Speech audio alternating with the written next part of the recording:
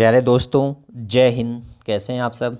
आशा करते हैं बिल्कुल स्वस्थ होंगे। दोस्तों, नीट केमिस्ट्री के प्रीवियस ईयर्स क्वेश्चन सीरीज में हम सब आज क्लास 12th केमिस्ट्री से यूनिट 1 द सॉलिड स्टेट से 13 सॉलिड क्वेश्चन करने वाले हैं।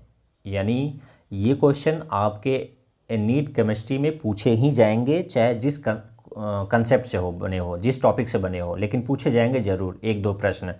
तो आप इन प्रश्नों को ध्यान से पढ़ेंगे और यदि अच्छा लगे तो शेयर करिएगा। हाँ, ये भी बताना चाहूँगा, क्लास 11th के जितने भी चैप्टर वाइज और टॉपिक वाइज क्वेश्चन थे, मैंने उसको वीडियो बनाकर प्लेलिस्ट में बना दिया है। यदि उसको आप नहीं देखें तो देख कर आइए, और यदि अच्छा लगे तो शेयर भी करेंगे आप अपने दोस्तों को। तो 2010 से लेकर 2022 तक के जितने भी MCQ आए हैं, मैं उनका सलेक्शन किया हूँ और कंसेप्ट के साथ उनका सॉल्यूशन भी दे रहा हूँ। तो यदि वीडियो अच्छा लगे तो अपने दोस्तों को शेयर भी करिएगा। चलिए स्टार्ट करते हैं सॉलिड से सॉलिड प्रश्न। पहला क्वेश्चन है, A B crystallises in a body centre cubic lattice with edge length A equal to 387 picometer. The distance between two oppositely charged ion in the lattice is। ध्यान दीजिए, एक कोई क्रिस्टल है A और B, कोई crystal है जो क्या रखा है, अपोजिटली चार्ज है। मान लीजिए A+ है, B- है। वो किस तरह के अरेंजमेंट बना रहा है, बॉडी सेंटर क्यूबिक, यानी उसको शॉर्टकट क्या करते हैं, BCC। और जिसका एज लेंथ कितना है, A कितना है, 387 पिकोमीटर। आपसे पूछ रहा है कि अपोजिटली चार्ज के आयन हैं जो उनके बीच का डिस्टेंस कितना है। तो यानी ये पूछ रहा है R++ और R-। ठीक है, ये फिर से मैं बता दूं, R+ मतलब कैटायन का रेडियस है और R- एनायन का रेडियस है। इनके बीच का डिस्टेंस कैसे निकालते हैं, R cation plus R anion बराबर क्या होगा, √3a। तो यहाँ पर BCC पूछा है, तो BCC के लिए यहाँ क्या हो जाएगा, 2 का मल्टीप्लाई कर दीजिए। ठीक है, यानी 2 × R+ R-। R क्या है, कैटायन, R- क्या है, एनायन, निगेटिव है पॉजिटिव है। अब इस फार्मूले पर इसको आप क्या कर दें, पुट अप कर देंगे तो आपको इनके बीच का डिस्टेंस पता हो जाएगा पहले। चलिए इसको रख के देख लेते हैं। देखिए, जो फार्मूला है ये है, और आप R+ का रेडियस ऑफ कैटायन है, R- रेडियस ऑफ एनायन है। एज लेंथ आपको दिया ही है, कितना दिया है, 387। तो R+ और R- दोनों को बराबर करेंगे तो 2 नीचे यहाँ आ जाएगा, और इसको सॉल्व करने पर 335.15 पिकोमीटर आ गया। जो अबाउट 2 लेंगे तो 335 पिकोमीटर। तो किस ऑप्शन में है ये, ऑप्शन नंबर A में। तो इसका आंसर क्या हो जाएगा, 335 पिकोमीटर।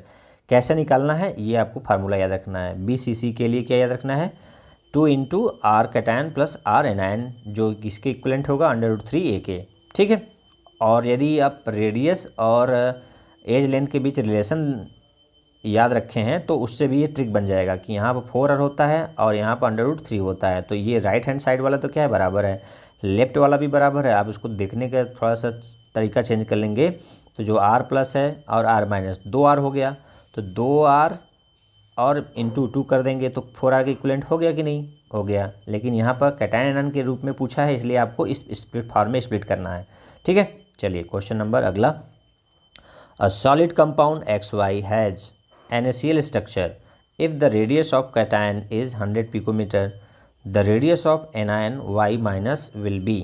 ध्यान दीजिए, एक कोई क्रिस्टल है XY, वो किसकी जैसा स्ट्रक्चर रखा है, NaCl की जैसा।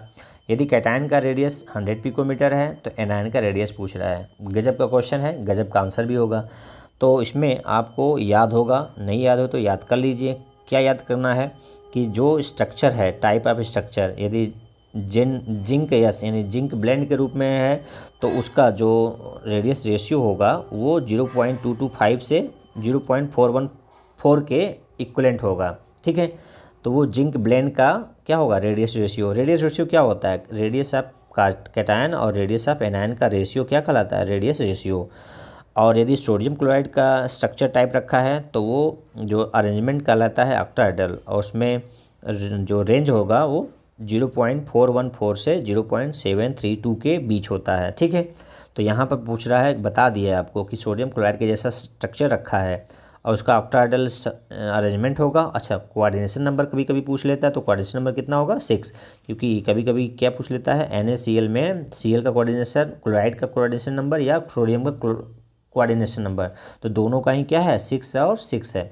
चलिए यहाँ पर जो पूछा है उसके अनुसार तो NaCl लाइक का स्ट्रक्चर रखा है तो इसका वैल्यू कितना होगा 0.414, तो यानी रेडियस रेशियो कितना है R+ और R- का रेडियस रेशियो इतना है NaCl के लिए। अब कैटायन का दे दिया है, कैटायन का कितना दे दिया है 100 पिकोमीटर, तो कैटायन की जगह 100 हो गया, एनायन का निकालना ही है तो इसको ट्रांसफर करके यहाँ डिवाइड में आ जाएगा, ये R- निकल जाएगा 241.5 पिकोमीटर। ठीक है, फार्मूला आपको क्या याद रखना है ये वाला। ठीक है, NaCl का जो रेडियस रेशियो इतना आता है और कैटायन दिया हो या एनायन, इस फार्मूले में रख कर आप चाहे जो पूछे उसको निकाल लेंगे, तो ऑप्शन नंबर कितना कौन सा हो जाएगा C करेक्ट हो जाएगा। क्लियर है। चलिए अगला क्वेश्चन है, the number of octahedral void per atom present in a cubic close packed structure is. ध्यान दीजिएगा, यहाँ पर पूछ रहा है ऑक्टाहेड्रल वायड किस में, पर atom present in cubic close packed structure में। तो आपको पता है कि क्यूबिक क्लोज पैक्ड और FCC face centre cubic unit cell में जो नंबर ऑफ एटम होते हैं Z वो कितना होता है 4, लेकिन यदि पर एटम की जगह ये पर क्यूबिक पूछता, ठीक है, पर यूनिट सेल पूछता, तो यहाँ पर आंसर क्या होता 4 होता, क्योंकि जो ऑक्टाहेड्रल वायड होते हैं वो नंबर ऑफ एटम के बराबर होते हैं, तो ऑक्टाहेड्रल वायड जितना नंबर ऑफ एटम होंगे तो 4 होता। लेकिन यहाँ पर क्वेश्चन डिफरेंट है। क्या डिफरेंट है, यहाँ पर एटम पूछ रहा है, तो पर एटम का मतलब एक एटम में नंबर ऑफ वायड कितने हो जाएंगे जितना नंबर ऑफ एटम होंगे, तो एक नंबर ऑफ एटम है तो ऑक्टाहेड्रल वायड भी क्या होंगे एक होंगे, तो ऑप्शन नंबर 1 यानी पहला ऑप्शन करेक्ट है, एक ऑक्टाहेड्रल वायड होंगे। ये जस्ट केवल रेशियो है ना कि उसका एग्जैक्ट नंबर है। ठीक है यदि यहाँ पर क्यूबिक यूनिट सेल पूछता तो ऑप्शन क्या होता D करेक्ट होता। ठीक है 4 आता। चलिए क्वेश्चन का आंसर आप समझ गए। अगला क्वेश्चन है, the number of carbon atoms per unit cell of diamond unit cell is. ठीक है अब डायमंड यूनिट सेल में कार्बन के एटम की संख्या कितनी होगी, पर यूनिट सेल पूछा, यहाँ पर ध्यान दीजिए, पर एटम नहीं पर यूनिट सेल। तो कैसे निकालेंगे, तो आइए इसको आंसर पहले देख लेते हैं कि कैसे निकाला जाता है। तो डायमंड किस तरह का स्ट्रक्चर रखता है ZnS को बोलते हैं जिंक ब्लेंड, और कार्बन किस तरह का अरेंजमेंट रखता है CCP। ठीक है, and also occupying half of tetrahedral wide, यानी जो कार्बन के एटम होंगे वो CCP स्ट्रक्चर में CCP जैसा स्ट्रक्चर रखता है, और वो इसके साथ साथ उसमें एटम कहाँ होंगे टेट्राहेड्रल वायड में भी। तो total number of carbon atom per unit cell कैसे निकलेगा, कॉर्नर का कंट्रीब्यूशन कितना होता है 1/8, कितने कॉर्नर एटम होंगे 8 सॉरी और जो फेस का कंट्रीब्यूशन होता है 1/2 होता है, टोटल फेस कितने होंगे 6, और टेट्राहेड्रल वायड में कितने एटम आएंगे 4, तो टोटल हो जाएंगे, इसको काट देंगे तो एक यहाँ से आ गया और 3 यहाँ से, तो 3 1 4 और 4 यहाँ से, टोटल कितने हो गए 8। ठीक है, तो डायमंड में पर यूनिट सेल में कार्बन की जो नंबर ऑफ कार्बन एटम आएंगे वो कितने आएंगे 8, तो ऑप्शन किस में है ये 8, ऑप्शन नंबर D में। ठीक, इंपॉर्टेंट क्वेश्चन है क्योंकि ये बिल्कुल अलग तरह का क्वेश्चन पूछा है, कोई यूनिट सेल नहीं पूछा है, डायमंड यूनिट सेल का है। तो डायमंड यूनिट सेल में CCP के अलावा उसमें टेट्राहेड्रल वायड में भी 4 एटम होते हैं। ठीक है, ये डिफरेंट तरह का क्वेश्चन था जो आप अभी तक शायद देखे होंगे थियोरेटिकल में। चलिए अगला है 5th question, if A is the length of the side of cube. ये आपको पता ही है पहले से कि A क्या होता है, एज लेंथ होता है या इसको साइड लेंथ बोलते हैं। The distance between the body centre atom and one corner atom in the cube will be. तो इसका कंसेप्ट यानी इसका क्वेश्चन आपको समझ में आ गया तो आपको आंसर लगाना आसान होगा। कह रहा है कि एज लेंथ A जो किस तरह का स्ट्रक्चर रखा है, बॉडी सेंटर एटम और वन कॉर्नर एटम के बीच, बॉडी सेंटर एटम और कॉर्नर एटम के बीच का डिस्टेंस पूछ रहा है। ठीक है, तो पहले आपको बॉडी सेंटर जो क्यूबिक यूनिट सेल होता है सॉरी डायगोनल कितना होता है उसका रिलेशन होता है, तो 4r = √3a। r बराबर होता है, यदि एक स्फीयर की बात करें रेडियस ऑफ, तो √3/a। ठीक है, तो यहाँ पर 4R होता है। तो यहाँ पर मान लीजिए कि क्या है, वो सभी जगह कॉर्नर पर क्या होते हैं, एटम होते हैं। ठीक है, सभी कॉर्नर पे एटम होते हैं बॉडी सेंटर में, और इसके साथ साथ कहाँ होते हैं, एक बीच में होता है बॉडी में, इनसाइड यहाँ पर। ठीक है, अब ये पूछ रहा है कि इससे कहाँ से कहाँ तक, यहाँ से यहाँ तक, इस कॉर्नर एटम और बॉडी सेंटर एटम के बीच का डिस्टेंस पूछ रहा है ये। तो कितना हो जाएगा, जब ये पूरा 4R बराबर होता है, पूरा डायगोनल कितना होता है, 4R। ठीक है, तो ये आधा पूछ रहा है, तो इसका आधा कर दीजिए, इसका क्या कर दीजिए, हाफ कर दीजिए। तो हाफ करेंगे तो 2 से डिवाइड कर देंगे, तो ये कितना हो जाएगा, 2R इक्वल टू √3/√3a। तो ऑप्शन नंबर क्या हो जाएगा, √3a/2 किस में ऑप्शन में है, ऑप्शन नंबर देखिए डी में है। ठीक है, समझ में आ गया क्वेश्चन। देखिए ये फिर से देख लीजिए, यहाँ पर यदि सभी एटम होता है कॉर्नर पर, कॉर्नर के अलावा एक क्या होता है, बॉडी के इनसाइड में होता है, जो ये होता है। ठीक है, अब डायगोनली क्या निकालते हैं आप, डायगोनली निकालते हैं कि 4R इक्वल टू √3a। तो आपको ये पूरा नहीं ले रहा है, आधा पूछ रहा है, तो इसका क्या कर दीजिए, आधा कर देंगे, तो 2 से 4 कट जाएगा, तो 2R। ठीक है, कंसेप्ट समझ में आ गया। चलिए अगला question. The correct statement regarding defect in crystalline solid is, correct statement पूछ रहा है, 4 क्वेश्चन स्टेटमेंट है, उनमें करेक्ट स्टेटमेंट पूछ रहा है। Frenkel defects decrease the density of crystalline solid, ये क्या है, इनकरेक्ट है।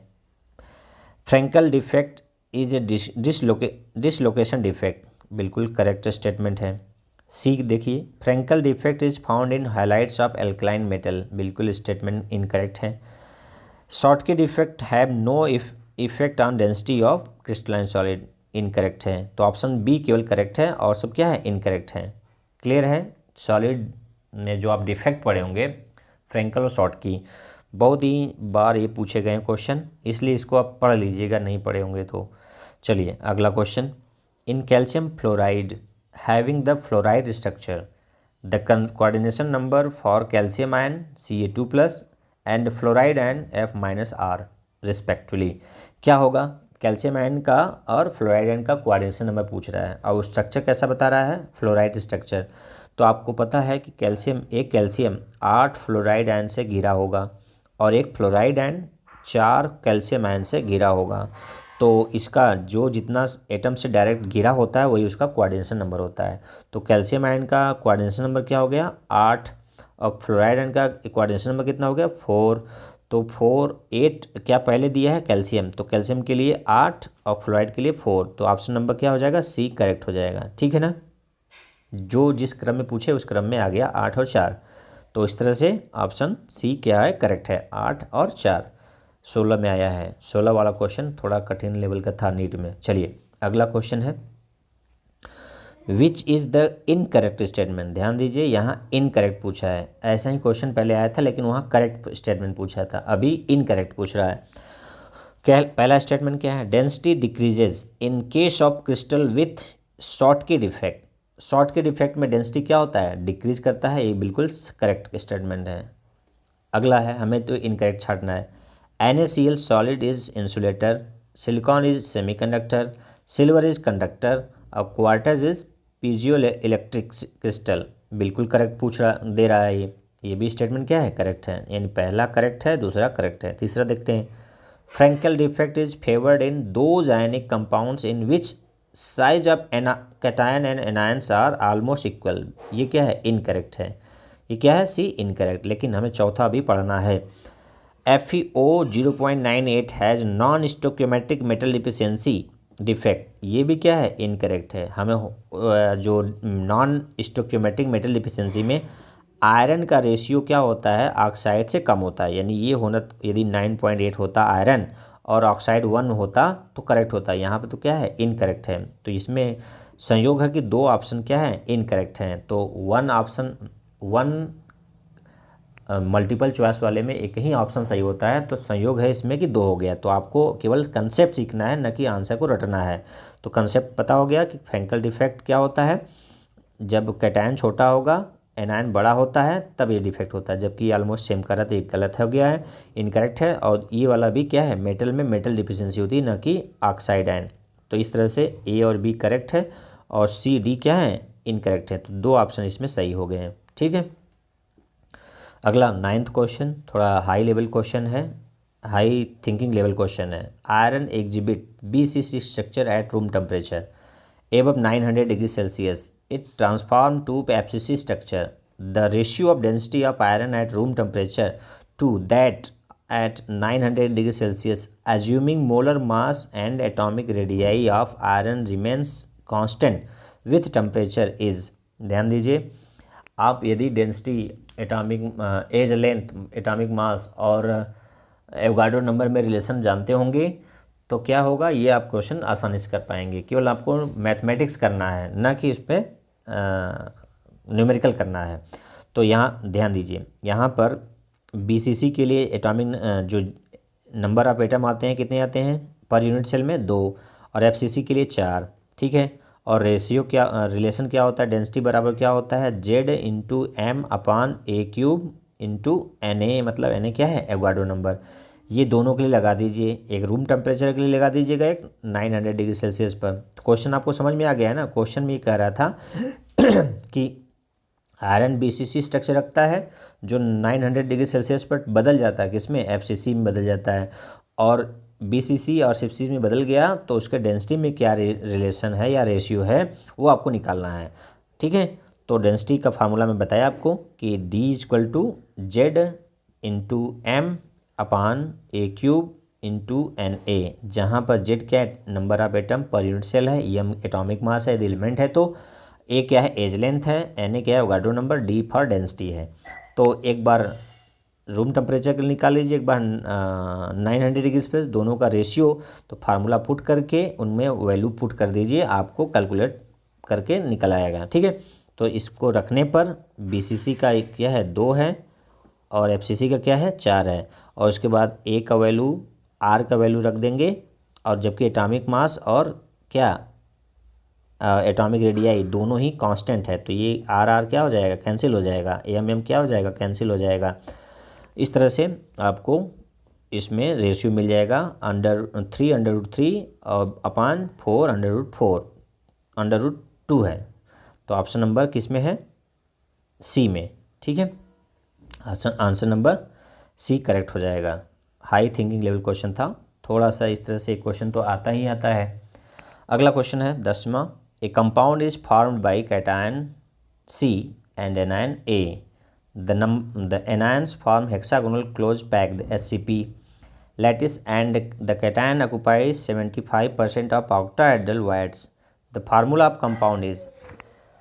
ध्यान दीजिए, यहाँ पर कैटायन C है, एनायन A है, इनसे कंपाउंड बना है और इसका स्ट्रक्चर किस तरह का है, HCP है, और ऑक्टाहेड्रल वाइड में कैटायन होते हैं। आपको पता है कि जो वाइड में होते हैं वो कैटायन होते हैं जनरली, और उसका 75% ही है केवल, न कि 100%। तो उसका फार्मूला क्या होगा उस कंपाउंड का, तो चलिए इसको समझते हैं। देखिए, आपका HCP में जो नंबर ऑफ एटम होते हैं पर यूनिट सेल कितने आते हैं, 6 आते हैं।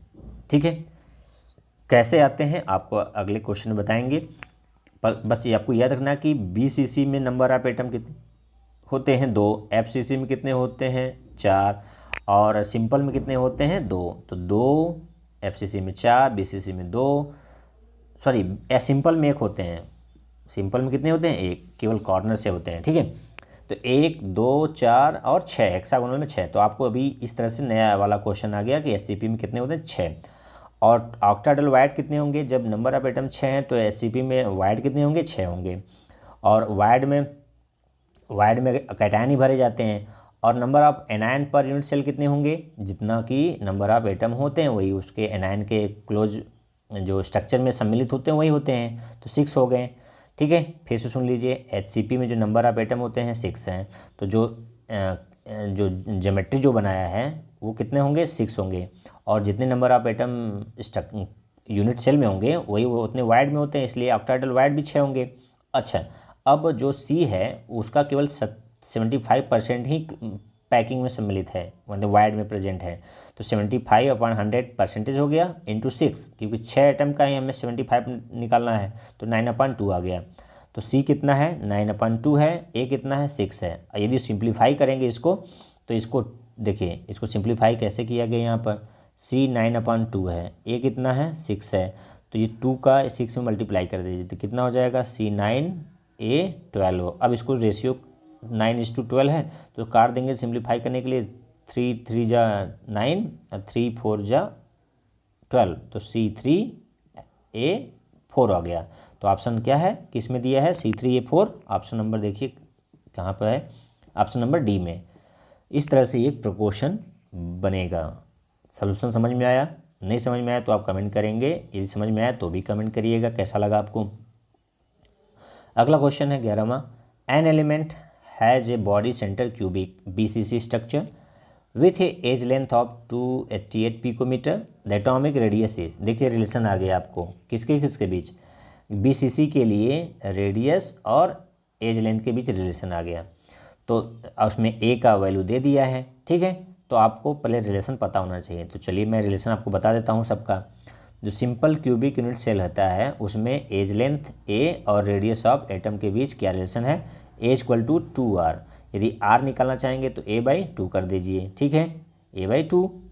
और यदि बॉडी सेंटर क्यूबिक सेल है तो उसमें ए इक्वल टू कितना होता है 4r/√3। यदि r रेडियस निकालना है तो √3/4a हो जाएगा, ठीक। और FCC है, फेस सेंटर है, तो a बराबर क्या होगा 4r/√2।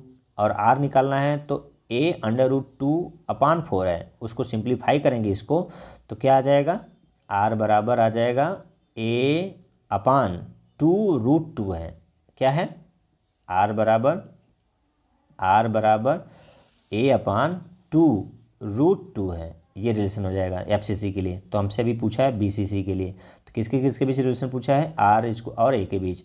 तो क्या हो गया, r बराबर √3/4a का वैल्यू कितना दिया है 288 पिकोमीटर, तो ये पुट कर देंगे, ठीक है। तो ऑप्शन नंबर क्या हो जाएगा, ए करेक्ट हो जाएगा, ठीक है, understand.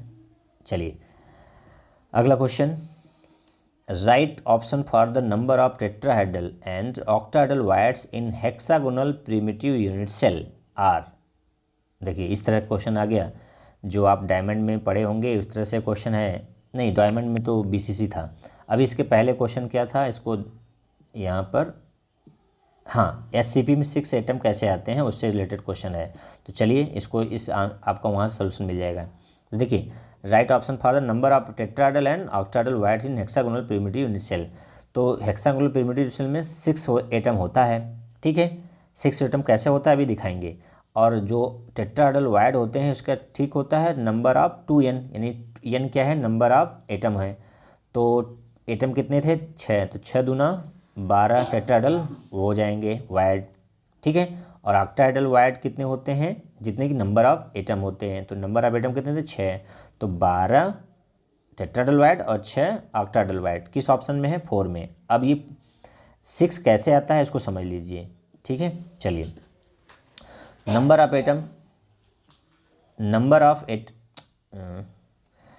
Of atom in SCP per unit cell. SCP में पर यूनिट सेल कैसे निकालते हैं, देखिए उसमें जो कॉर्नर होते हैं 12 होते हैं और उस कॉर्नर का कंट्रीब्यूशन कितना होता है 1/8 होता है, 1/6 होता है। जबकि क्यूबिक यूनिट सेल में क्या होता था, क्यूबिक यूनिट सेल में एक कॉर्नर 8 यूनिट सेल से टच में होता है, जबकि हेक्सागोनल में 1/6 होता है। तो इसलिए यहाँ पर कॉर्नर वाला कंट्रीब्यूशन 1/6 है और फेस वाला तो 1/2 ही रहेगा। फेस कितने होते हैं, 2 होते हैं।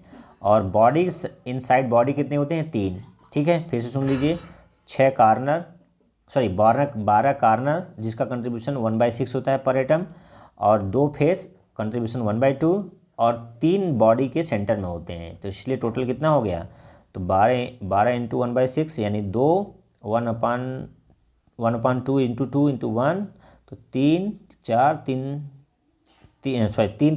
6 एटम हो गए। समझ में आ गया, यहाँ पर कॉर्नर से 2 आ गया, फेस से 1 आ गया और 3 बॉडी के सेंटर में है, तो टोटल कितने हो गए 6।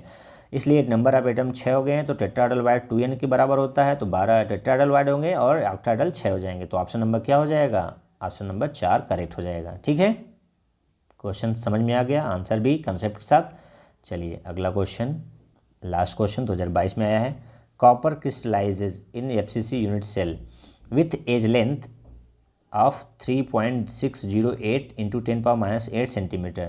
The density of copper is 8.92 gram centimetre cube पर सेंटीमीटर क्यूब है. Calculate the atomic mass of copper. ध्यान दीजिए, आपसे कॉपर का एटॉमिक मास पूछ रहा है, तो बस फार्मूला आपको याद रखना है कि फार्मूला लगा देना है, मैथमेटिकल कैलकुलेशन आपको कर लेना है. तो क्या रिलेशन होता है, D इक्वल टू क्या होता है, Z into M upon a cube into N A Avogadro number. अब ये m क्या है, एटॉमिक मास, Z क्या है, number of atom per unit cell है, A क्या है, एज लेंथ है, Na क्या है, एवोगाड्रो नंबर, D डेंसिटी है. तो आपसे पूछा क्या है, m. तो m देखिए D बराबर फिर से लिख दीजिए Z into M upon a cube N A. तो m निकालना है तो m बराबर हो जाएगा D into a cube into N A Avogadro number upon हो जाएगा Z. बस इस फार्मूले में आपको सबका वैल्यू पुट कर देना है तो m एटॉमिक मास निकल जाएगा. तो चलिए निकाल के देख लेते हैं. तो इस फार्मूले में D निकालते हैं या इससे m एटॉमिक मास निकालते हैं. तो इस फार्मूले में सबका वैल्यू पुट करेंगे तो आपको निकल जाएगा 63.1 के आसपास. ठीक है, तो ऑप्शन किस में दिया है, 63.1, ऑप्शन नंबर दूसरे में. ठीक है, 63.1 U. ठीक, एटॉमिक मास यूनिट, U मतलब एटॉमिक मास यूनिट, क्योंकि एक कॉपर एटम का पूछ रहा है, एटॉमिक मास पूछ रहा है. मोलर मास पूछता तो ग्राम में होता. ठीक है, इतना तो आपको डिफरेंस पता होता है. तो ये फार्मूला आपको सब अप्लाई करना है और उसमें वैल्यू पुट करके मैथमेटिक्स करना है.